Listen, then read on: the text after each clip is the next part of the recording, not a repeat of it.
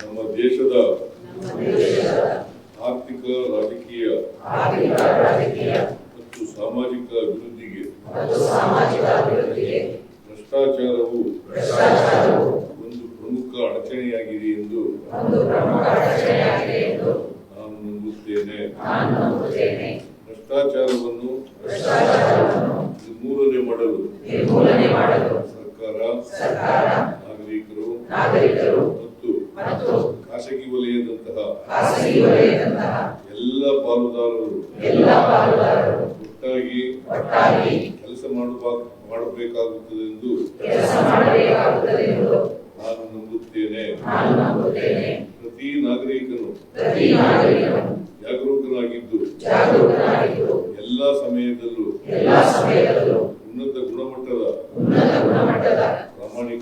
ಪ್ರಾಮಾಣಿಕತೆ ಮತ್ತು ನಿಷ್ಠೆಗೆ ಬದ್ಧನಾಗಿರಬೇಕೆಂದು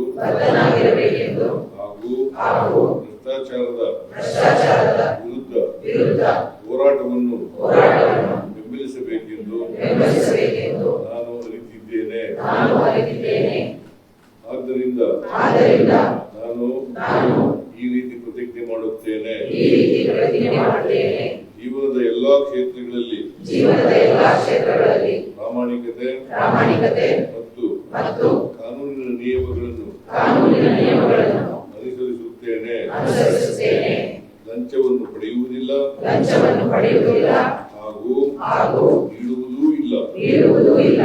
ಎಲ್ಲ ಕಾರ್ಯಗಳನ್ನು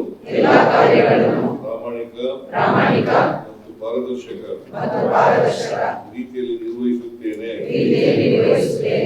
ಸಾರ್ವಜನಿಕ ಹಿತಾಸಕ್ತಿಯಲ್ಲಿ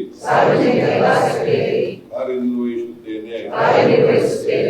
ವೈಯಕ್ತಿಕ ನಡವಳಿಕೆಯಲ್ಲಿ ನಿಷ್ಠೆ ಪ್ರದರ್ಶಿಸುವ ಮೂಲಕ ಮಾದರಿಯಾಗಿರುತ್ತೇನೆ.